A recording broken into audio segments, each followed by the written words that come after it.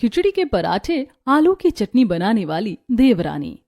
भगवान, ये क्या देख लिया मैंने, इतनी टेस्टी सैंडविच। अब मुझे भी कुछ बाहर का चटपटा खाने का दिल कर गया और भूख भी लग गई।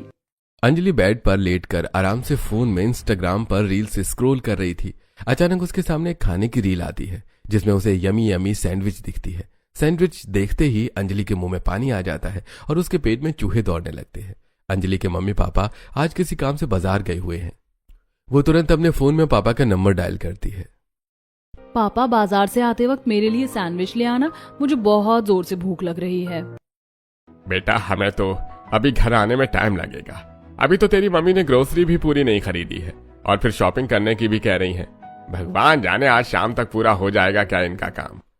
राजेश अंजलि से बात कर ही रहा होता है कि तभी पीछे से अंजलि की माँ बोलती है, अगर ज्यादा भूख लग रही है तो रसोई में जाकर कुछ बना कर खा ले। देख, वहाँ पर शायद खिचड़ी रखी है, उसको गर्म करके खा लेना। ये कहकर अंजलि के पापा फोन काट देते हैं। उधर अंजलि अपने कमरे में रसोई में आती है और देखती है कि कुकर में सुबह की खिचड़ी रखी हुई है। अरे यार, खिचड़ी खाने का तो मेरा बिल्कुल भी मन नहीं कर रहा। प्रभु, इतनी भूख लग रही है, बिना खाए भी तो नहीं रह सकती। क्या करूं क्या करूं। तभी अंजलि के दिमाग में आइडिया आता है, क्यों न खिचड़ी से पराठे बनाए जाएं। बस फिर क्या था, वो लग जाती है कलाकारी करने में। अंजलि पहले बर्तन में आटा छानती है और फिर कुकर वाली खिचड़ी आटे में मिक्स करती है। पराठे को और ज्यादा चटपटा और यमी बनाने के लिए वो ऊपर से धनिया मिर्च मसाले ऐड करती है और इसका अच्छा सा डो बनाकर रेडी कर देती है। फिर वो एक एक पराठा चकले पर बेलती है, फिर तवे पर खूब सारा बटर लगाकर सेकती है। वाह, खुशबू तो बहुत अच्छी आ रही है। पता नहीं कैसी लगेगी मेरी ये नई कलाकारी। इस तरह पहले तो अंजलि खिचड़ी से पराठे बनाकर तैयार कर लेती है। फिर वो फ्रिज में पड़े हुए उबले आलू से आलू की चटनी बनाती है। साथ में दही और आलू की चटनी के साथ वो खिचड़ी के पराठे खाती है, पहली बाइट लेते ही। वाह अंजलि वाह, क्या डिश तैयार की है तूने। इतनी यम्मी, इतनी डिलीशियस, मजा आ गया खाकर। शुक्र है मैं शाहजहां के जमाने में नहीं पैदा हुई, वरना वो मेरा हाथ कटवा देता। इस तरह खुद की तारीफ करते हुए अंजलि पराठे एंजॉय करती है। उसके बाद अपने कमरे में जाकर आराम करने लगती है। ऐसी दोपहर से शाम हो जाती है। शाम को अंजलि के मम्मी पापा भी बाजार से खरीदारी करके वापस आ जाते हैं और उसका भाई भी क्रिकेट मैच खेलकर आता है। दीदी, क्या बनाया आपने जो पूरे घर में इतनी अच्छी खुशबू फैल रही है? जो भी बनाया है खत्म हो गया, पर इतना तो कह सकती हूँ कि बहुत यम्मी था। इतनी देर में अंजलि की मम्मी रसोई में आकर देखती हैं कि कुकर में जो खिचड़ी थी वो खत्म हो गई है और अंजलि ने रसोई भी फैला रखी है। अंजलि, तूने इतनी सारी खिचड़ी फिनिश कर दी और ये रसोई इतनी बुरी तरीके से क्यों फैला रखी है बेटा? अच्छे से काम किया कर, कल को तेरी शादी हो जाएगी, वहाँ पर भी ऐसे ही किया करेगी। कम ऑन मम्मी, मैंने खुद से बनाकर खा लिया, ये भी बड़ी बात है। और रही बात खिचड़ी की, तो वो बोरिंग खिचड़ी खाने का तो मेरा मन नहीं था, लेकिन मैंने उसके खिचड़ी के पराठे बनाए थे, सच में लाजवाब बने थे। खिचड़ी के पराठे का नाम सुनते ही उसके घर वाले चौंक जाते हैं। अरे क्या कहा तूने, खिचड़ी के पराठे? अरे खिचड़ी के भी पराठे बनते हैं क्या? हमने तो आज पहली बार सुना है। वो तो मुझे नहीं पता पापा, शायद आज ही मैंने खिचड़ी के पराठे का आविष्कार किया है। अंजलि की बात सुनकर सभी घर वाले हंसने लगते हैं। तभी कार्तिक कहता है, दीदी ऐसे कैसे मान लूं कि लाजवाब बने थे? जब आप मुझे बनाकर खिलाओगी तो मानूंगा। फिलहाल तो मेरा कुकिंग करने का कोई मूड नहीं है, अब कभी मन हुआ तो मैं तेरे लिए जरूर बनाऊंगी। इस तरह स्टाइल मारते हुए अंजलि अपने कमरे में चली जाती है। ऐसे कुछ दिन बीत जाते हैं। एक दिन अंजलि की माँ उससे कहती है, बेटा आजा रसोई में, देख आज मैं दुर्गा पूजन के लिए खाना बना रही हूँ। हलवा, पूरी, मिक्स वेज, चने की सब्जी, कढ़ी चावल, इतना सारा खाना बनेगा। तू मेरी हेल्प कर देना साथ में, मैं तुझे खाना बनाना भी सिखा दूंगी। मम्मी, आपको पता है ना मुझे कुकिंग करना बिल्कुल अच्छा नहीं लगता, और फिर मुझे आता तो है खिचड़ी के पराठे, आलू की चटनी, ये सब बनाना। क्या इतना काफी नहीं है? बेटा तो क्या तेरे ससुराल वालों को तू रोज यही सब खिलाएगी? रेखा के कहने पर अंजलि रसोई में तो आ जाती है, लेकिन उसे कुकिंग में कोई खास इंटरेस्ट नहीं है। उसकी माँ उसे सारी चीजें समझाती है, लेकिन उसका ध्यान ही नहीं होता। वो बस एक छोटी मोटी हेल्प कर देती है। इस तरह थोड़ी देर बाद खाना बनकर तैयार हो जाता है। सब लोग पूजा करके खाना खाते हैं। ऐसे कुछ दिन बीत जाते हैं। एक दिन अंजलि की आंख सुबह 8 बजे खुल जाती है। वो उठकर देखती है कि उसकी मम्मी अभी भी सोई हुई है। वो तुरंत कमरे में जाती है। मम्मी 8 बज गए हैं, आज आप अभी तक नहीं उठी। आपकी तबीयत तो ठीक है ना? नहीं बेटा, मुझे थोड़ा बुखार महसूस हो रहा है और आज तो कार्तिक के एग्जाम भी, उसका ब्रेकफास्ट बनाना है। तभी राजेश वहां आ जाते हैं। रेखा तुम आराम करो, कार्तिक स्कूल की कैंटीन से खाना खा लेगा। तभी अंजलि कहती है, मम्मी डोंट वरी, मैं कार्तिक के लिए कुछ बना देती हूँ। आखिर मुझे और पापा को भी तो ब्रेकफास्ट करना है, और फिर आप भी कुछ खाकर दवाई खा लेना।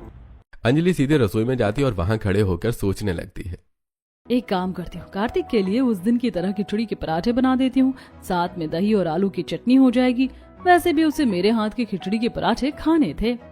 ये सोचकर अंजलि अपना काम शुरू कर देती है। वो पहले कुकर में खिचड़ी बना देती है, फिर उसे प्लेट में ठंडी होने के लिए रख देती है।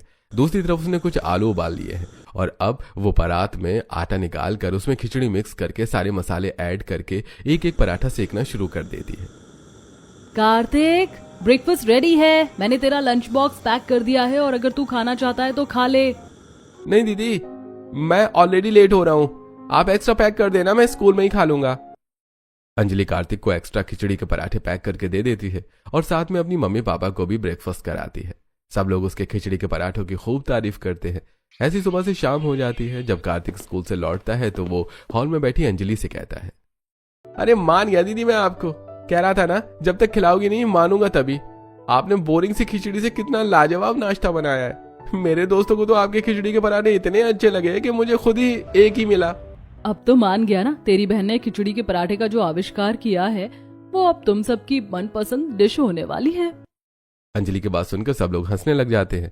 ऐसे कुछ दिन बीत जाते हैं। अंजलि का रिश्ता नितिन नाम के लड़के से पहले ही तय हो चुका है। नितिन के पापा राजेश को फोन करते हैं और शादी की डेट फिक्स करने के लिए कहते हैं। देखा, आज अंजलि के ससुराल वालों का फोन आया था, वो जल्द से जल्द शादी की डेट मांग रहे हैं। अरे मैं तो पहले ही कह रही थी आपसे, अगले हफ्ते ही बहुत अच्छा मुहूर्त है। मैंने पंडित जी से पूछा था, आप उनसे मिलकर डेट फिक्स करवा दो। राजेश नितिन के पापा से मिलते हैं और अगले हफ्ते अंजलि की शादी की डेट फिक्स हो जाती है। इधर नितिन के घर में सब लोग डिनर कर रहे हैं। जैसे ही नितिन प्लेट में राजमा चावल देखता है वो तुरंत अपनी भाभी से कहता है, भाभी आपको पता है ना, मुझे राजमा चावल बिल्कुल भी पसंद नहीं है, मैं नहीं खा रहा ये खाना, जाओ मेरे लिए कुछ अच्छा सा बना दो। नितिन की बात सुनकर तनु तुरंत रसोई में जाती है और उसके लिए फ्रिज में रखे हुए पनीर को फ्राई करके पनीर मसाला तैयार कर लेती है। ये लो देवर जी, आपका फेवरेट पनीर मसाला। ये हुई ना बात, अब आएगा मजा खाने में। नितिन बड़े प्यार से खाना खाता है और तनु की भी खूब तारीफ करता है। तभी तनु कहती है, देख लो देवर जी, मुझे तो इस घर की जिम्मेदारियां उठाते हुए 5 साल हो गए और अब तो मेरी देवरानी आने वाली है। मैं भी उस पर ऐसे ही हुक्म चलाऊंगी जैसे आप मुझ पर चलाते हो। जो मेरा मन करेगा वही बनाकर खिलाऊंगी। भाभी मैं कौन सा मना कर रहा हूँ, आपका जो मन करे करना। पर हाँ एक बात कह रहा हूँ, अगर मेरी बीवी ने अच्छा खाना नहीं बनाया ना तो मैं आपको ऐसे परेशान करूंगा। तो आपकी भलाई इसमें ही रहेगी कि आप उसे अपने जैसा अच्छा और टेस्टी खाना बनाना सिखा दो। नितिन की बात सुनकर सब लोग हंसने लग जाते हैं। इधर शादी में 4-5 दिन ही बचे थे। तैयारियों में ये दिन भी ऐसे ही गुजर जाते हैं। आज फाइनली अंजलि और नितिन की शादी हो गई है। अंजलि दरवाजे की दूसरी तरफ खड़ी है। इधर सभी घर वाले उसके घर पर बासे के लिए खड़े हुए हैं। तनु, बहू अंजलि की आरती उतार कर इसे कुमकुम का तिलक लगाओ, और बहू तुम ये कलश गिराकर घर में प्रवेश करो। तनु आरती करके अंजलि का गृह प्रवेश कराती है। तनु को देखकर राधिका कहती है, भाभी जितना आपके बारे में सुना और सोचा था, आप तो उससे भी कहीं ज्यादा खूबसूरत हो। राधिका की बात सुनकर अंजलि शर्मा जाती है। तभी तनु कहती है, देवरानी जी, खूबसूरती का तब पता चलेगा जब ये घर संभाल लोगी। वैसे भी मैं तो अब आराम पर हूँ, मेरी हो गई छुट्टी। अब पूरा घर आप संभालो, मैं तो राज करूंगी अपनी देवरानी पर। तनु की बात सुनकर सब लोग हंसने लग जाते हैं। लेकिन तभी मोहन कहते हैं, भाई तुम सब लोग भी हद करते हो, दरवाजे पर तुम्हारी बातें खत्म ही नहीं हो रही हैं। अरे पहले बहू को घर के अंदर तो ले आओ, फिर दे देना जिम्मेदारियां। मोहन की बात सुनकर सब हंसने लग जाते हैं। तभी राधिका अंजलि को उसके कमरे तक छोड़कर आती है।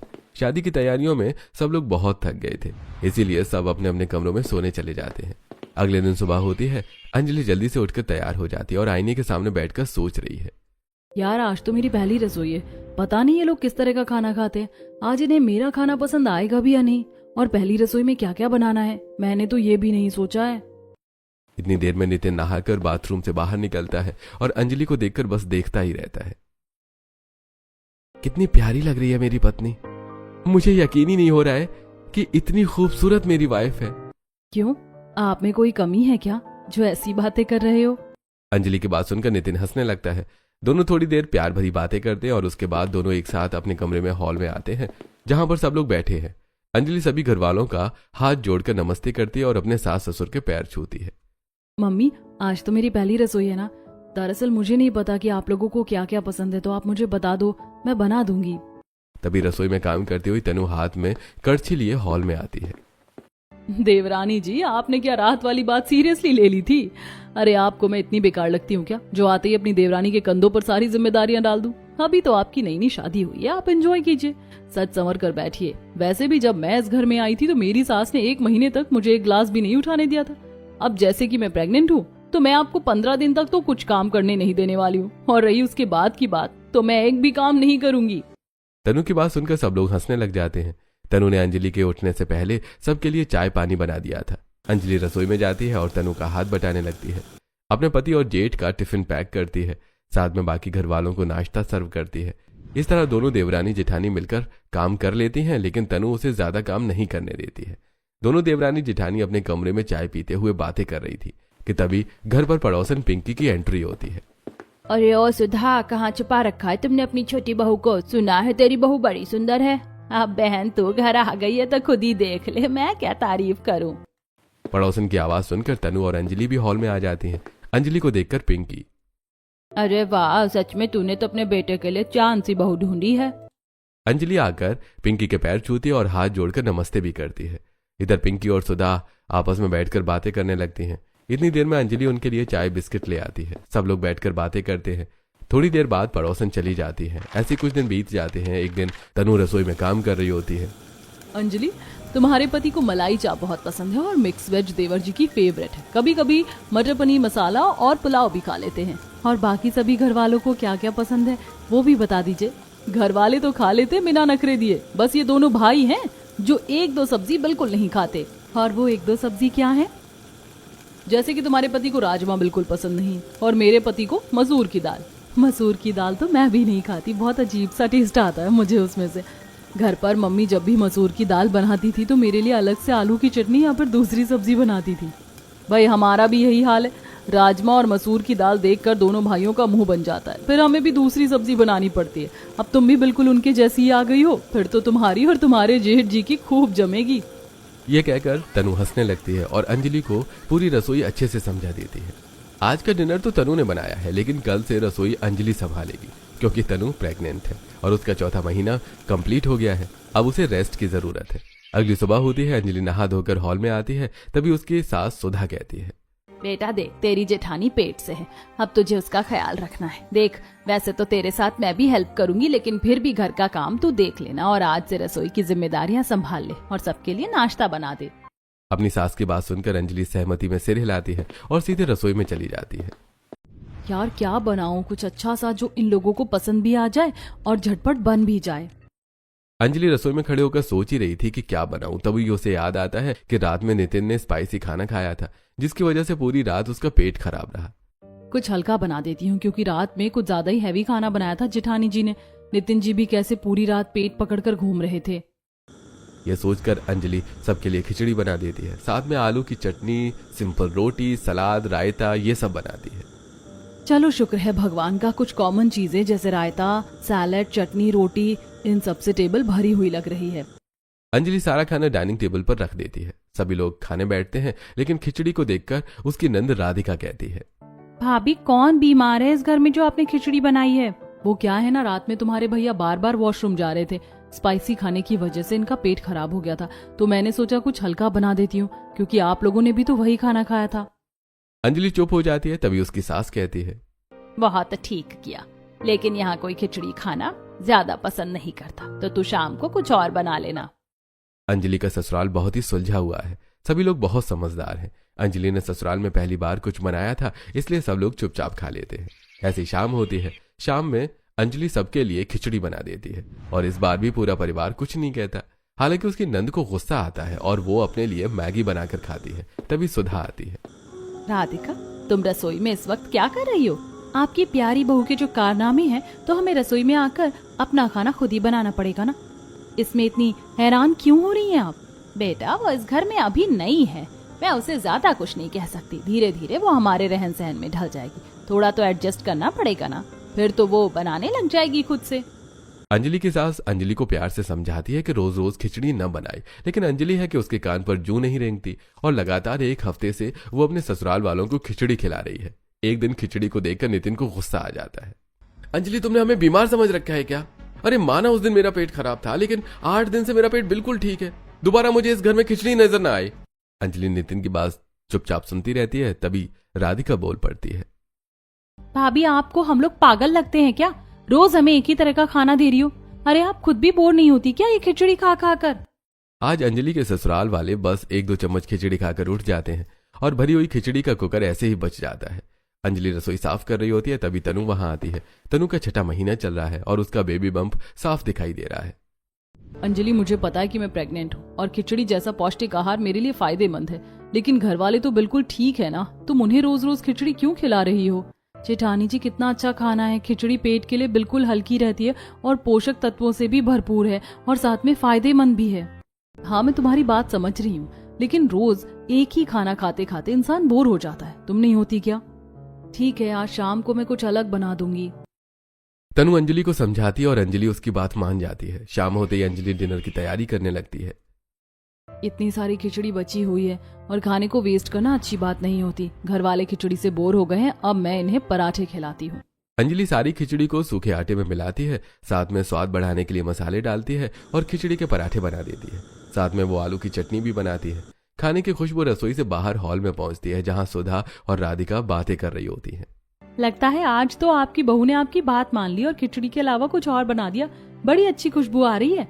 मैं तो कह ही रही थी कि उसे अपने आप अकल आ जाएगी। चलो जाकर देखते हैं क्या बनाया है। वैसे भी मुझे बहुत भूख लगी है। खिचड़ी से भला कहीं पेट भरता है क्या?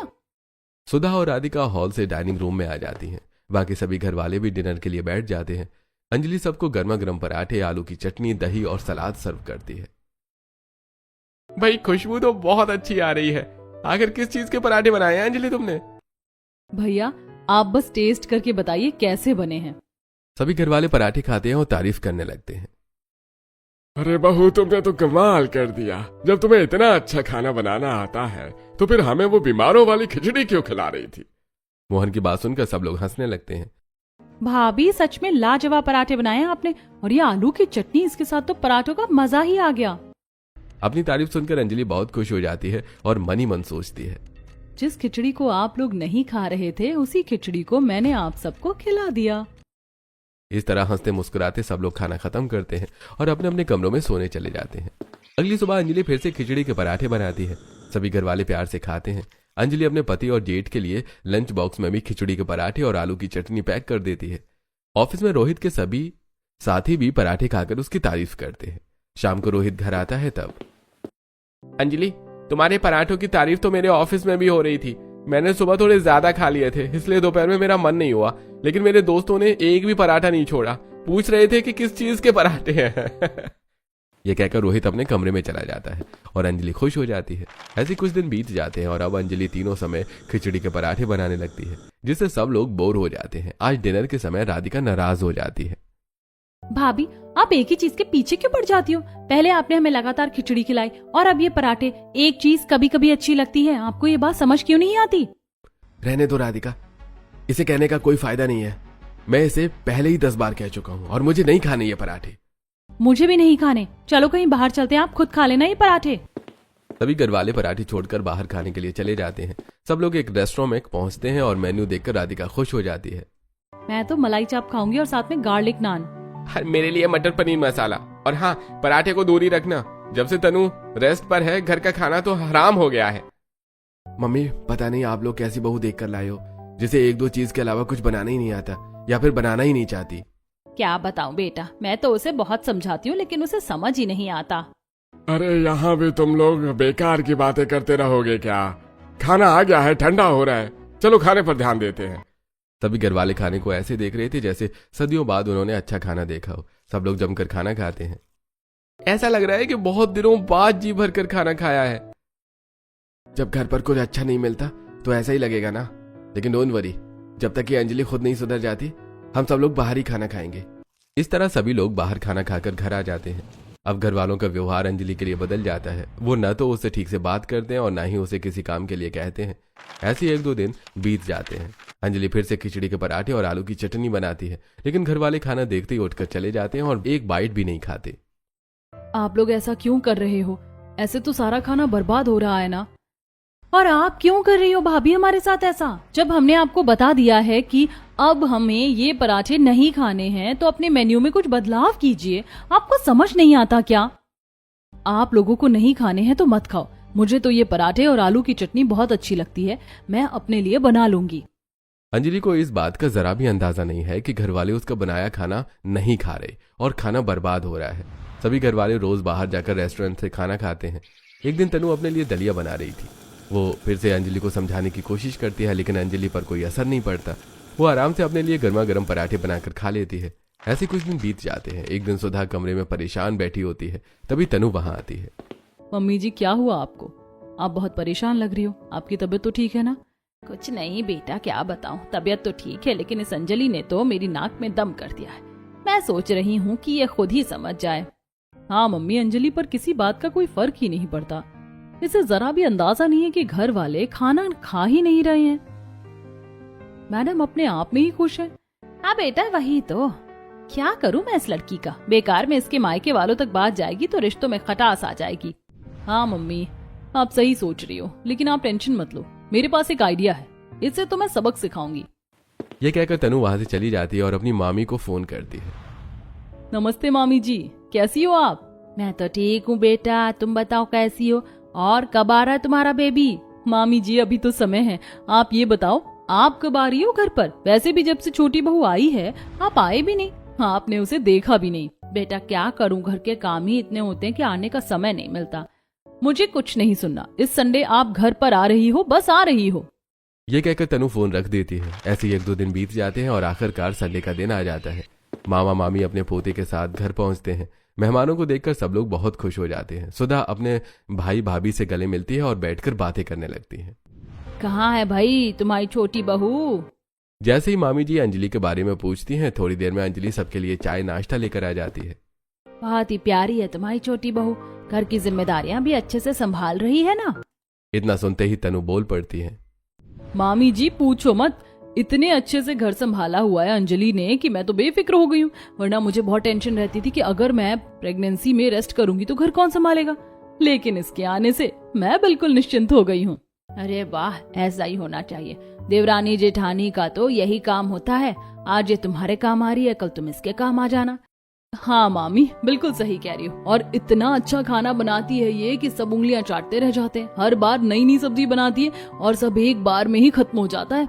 अरे वाह, इतनी तारीफ हो रही है अंजलि के खाने की, तो फिर आज खाना खाकर ही जाएंगे। बेटा थोड़ा जल्दी बना लेना, हमें जल्दी भी निकलना है। तनु मेहमानों के सामने अंजलि के खाने की इतनी तारीफ कर देती है कि खुद अंजलि भी कंफ्यूज हो जाती है। उधर मामी जी उसके हाथ का खाना खाने के लिए रुक जाती हैं। अंजलि रसोई में जाकर खाना बनाने लगती है, लेकिन उसके मन में सवाल चल रहा होता है। यार जेठानी जी को क्या हो गया? मैंने तो कुछ ऐसा बनाया भी नहीं जिसकी ये लोग इतनी तारीफ कर रहे हैं। और मुझे तो खिचड़ी के पराठे, आलू की चटनी के अलावा कुछ बनाना आता ही नहीं है। लगता है ये लोग उसी की तारीफ कर रहे हैं। काफी देर तक सोच विचार करने के बाद अंजलि खिचड़ी के पराठे और आलू की चटनी बनाने का फैसला करती है और अपने काम में लग जाती है। एक कुकर में वो आलू उबलने रखती है तो वहीं दूसरी कुकर में खिचड़ी चढ़ा देती है। खिचड़ी को ठंडा करके वो आटे में मिक्स करती है और साथ में मसाले डालकर गर्मा गर्म पराठे बनाना शुरू कर देती है। दूसरी तरफ वो आलू मैश करके उसमें मसाले डालकर चटनी तैयार कर लेती है। अंजलि सारा खाना डाइनिंग टेबल पर लगाती है। खाना तैयार है, आप लोग गर्मा गर्म खा लो वरना ठंडा हो जाएगा। जैसे ही सब लोग खाने बैठते हैं और गोलू पहली बाइट लेता है, वो तुरंत मुंह से निकाल देता है। छी, कितना गंदा खाना है दादी, इसमें चावल भरे हुए, मैं चावल नहीं खाता। बेटा ये तो पराठा है, इसमें चावल कैसे हो सकते हैं? लो मैं खिलाती हूँ तुम्हें चटनी के साथ। जैसे ही पूनम दूसरी बाइट खिलाने के लिए पराठे का टुकड़ा तोड़ती है, उसमें से चावल बाहर निकल आते हैं। दरअसल आज जल्दबाजी और घबराहट की वजह से अंजलि से खिचड़ी ठीक से नहीं बनी थी, इसलिए पराठों में चावल साफ नजर आ रहे थे। यह क्या भाभी, तुम्हारी बहू ने तो चावल के पराठे बना दिए और चावल भी कच्चे हैं। ऐसा आधा कच्चा खाना कौन बनाता है? और चावल के पराठे तो मैंने पहली बार सुने। नहीं ऐसा कैसे हो सकता है, मेरी बहू तो बहुत अच्छे पराठे बनाती है। पूनम पराठे की एक बाइट खाती है और तुरंत मुंह से बाहर निकाल देती है। सच में बहुत बुरा खाना बनाया है। अरे तन्नू, तुम तो इसकी इतनी तारीफ कर रही थी जैसे 5 स्टार होटल की मास्टर शेफ हो, और यहाँ तो हालत ही खराब है। अगर मुझे पता होता कि इतना खराब खाना बनेगा तो मैं कभी रुकती ही नहीं। मामी जी को बहुत गुस्सा आता है। उन्हें लगता है कि उन्हें जबरदस्ती बुलाकर उनकी बेइज्जती करी गई है। तुम्हारी शादी को 6 महीने हो गए, क्या तुम अपने ससुराल वालों को अब तक यही खिचड़ी के पराठे खिला रही हो? तुम्हारी माँ ने तुम्हें कुछ बनाना नहीं सिखाया क्या? पूनम अंजलि को डांटती है और अंजलि चुपचाप सब सुनती रहती है। थोड़ी देर बाद मेहमान चले जाते हैं। अब सभी घर वाले अंजलि पर गुस्सा होते हैं। बहू, तुमने तो मेहमानों के सामने हमारी नाक कटवा दी। अरे तुम्हारी सास ने कभी तुम्हें कुछ नहीं कहा और तुमने इसका गलत फायदा उठाया। अंजलि बहू, तुम्हें ऐसा नहीं करना चाहिए था। कम से कम मेहमानों के सामने तो कुछ अच्छा बना लेती। अंजलि चुपचाप सबकी बातें सुनती है और रोने लगती है। मैं कुछ अच्छा कैसे बनाती जब मुझे कुछ बनाना ही नहीं आता? मुझे बस खिचड़ी बनानी आती है। और आप लोग जो पराठे खा रहे थे वो खिचड़ी के पराठे थे। मुझे खिचड़ी के पराठे और आलू की चटनी के अलावा कुछ बनाना नहीं आता। अंजलि की बात सुनकर सभी घर वाले हैरान रह जाते हैं और कुछ को हंसी भी आ जाती है। तो बहू, तो हमें रोज जो पराठे खिला रही थी वो खिचड़ी के पराठे थे? हाँ, एक बार सबको अच्छे लगे थे इसीलिए मैं वही बनाती रही। अंजलि, पराठे तो अच्छे थे, लेकिन कमी यह थी कि तुम रोज रोज एक ही चीज खिला रही थी। रोज अगर कोई शाही पनीर भी खाए तो उससे भी इंसान बोर हो जाता है। तो मैं क्या करूं जब मुझे कुछ बनाना ही नहीं आता? सब लोग अंजलि की बात पर हंसने लगते हैं। बेटा, ये बात तुम मुझे पहले दिन ही बता सकती थी। मैं तुम्हें प्यार से सारा खाना बनाना सिखा देती। तुम बेकार में सबकी बातें सुनती रही। मम्मी, मुझे लगा आप सब लोग मेरा मजाक उड़ाओगे और मैंने देखा कि सासें बहुत बुरी होती हैं, बहुओं को घर से निकाल देती हैं अगर उन्हें खाना बनाना नहीं आता। तो बेटा, इतने दिन में तुम्हें ये समझ नहीं आया कि मैं उन सब से अलग हूँ? हाँ, अब समझ आ गया।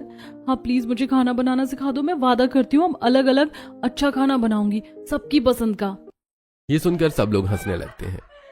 देवरानी जी, जिम्मेदारी देने से पहले मैंने भी आपको सिखाने की कोशिश की थी, लेकिन आप तो तब भी फोन में लगी रहती थी।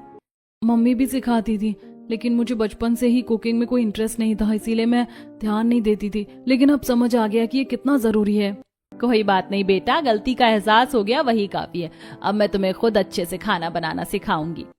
आज का दिन तो ऐसे ही गुजर जाता है। डिनर का समय हो रहा होता है, लेकिन खाने में फिर वही खिचड़ी के पराठे बने होते हैं जो किसी को पसंद नहीं है। भाई, दोनों सास बहू अपनी कुकिंग क्लासेस कल से शुरू कर लेना। फिलहाल तो मुझे बहुत जोर से भूख लगी है यार। चलो बाहर खाना खाकर आते हैं। मैं भी चलूंगी। आप लोग मेरे बिना ही बाहर खाना खाकर आ जाते हो हर बार। क्योंकि मेरी प्यारी भाभी, आप हमें घर पर खिचड़ी के पराठे ही खिलाती हो और हमारे मना करने पर भी बार बार यही पकवान बनाती हो, तो हमें लगा कि आपको ज्यादा पसंद होंगे, इसीलिए आपके बिना ही बाहर जाकर खाना खा रहे थे, लेकिन शौक में नहीं, मजबूरी में। अब नितिन गाड़ी निकालता है और सब लोग बाहर खाना खाने के लिए चले जाते हैं। सभी अपनी अपनी पसंद का खाना ऑर्डर करते हैं और खाना खाकर घर वापस आ जाते हैं। रात काफी हो चुकी होती है। सब अपने अपने कमरे में जाकर सो जाते हैं। अगली सुबह सुधा अंजलि को खाना बनाना सिखाना शुरू करती है। 4-5 दिनों में अंजलि काफी कुछ सीख जाती है। आज पहली बार अंजलि अकेले रसोई में खाना बना रही थी और बाहर सभी घर वाले इंतजार कर रहे होते हैं। और कितना इंतजार करना पड़ेगा यार, कितना टाइम लग रहा है आज खाना बनाने में। वैसे खुशबू तो अच्छी आ रही है। सही कहते हैं बड़े बड़े लोग, इंतजार का फल मीठा होता है। देखते हैं आज क्या बना है। रोहित की बात सुनकर सब लोग हंसने लग जाते हैं। तभी राधिका कहती है, हाँ भैया, सही कह रहे हो आप। मुझे भी बहुत भूख लग रही है। अब और सब्र नहीं हो रहा। मेरे पेट में तो चूहे दौड़ रहे हैं। खुशबू तो बहुत अच्छी आ रही है। कहीं खिचड़ी के पराठे का नया वर्जन तो नहीं बना दिया? ये सुनकर सभी हंसने लगते हैं। थोड़ी देर में अंजलि एक एक करके सारा खाना डाइनिंग टेबल पर लगा देती है। आज उसने मीठे में खीर और सूजी का हलवा बनाया है। अपने पति की पसंद की मलाई चाप, अपनी सास की पसंद के दम आलू, अपनी नंद की पसंद का व्हाइट सॉस पास्ता और बाकी सभी की पसंद के कई व्यंजन बनाए हैं। इतना सारा खाना देखकर तनु खुश हो जाती है।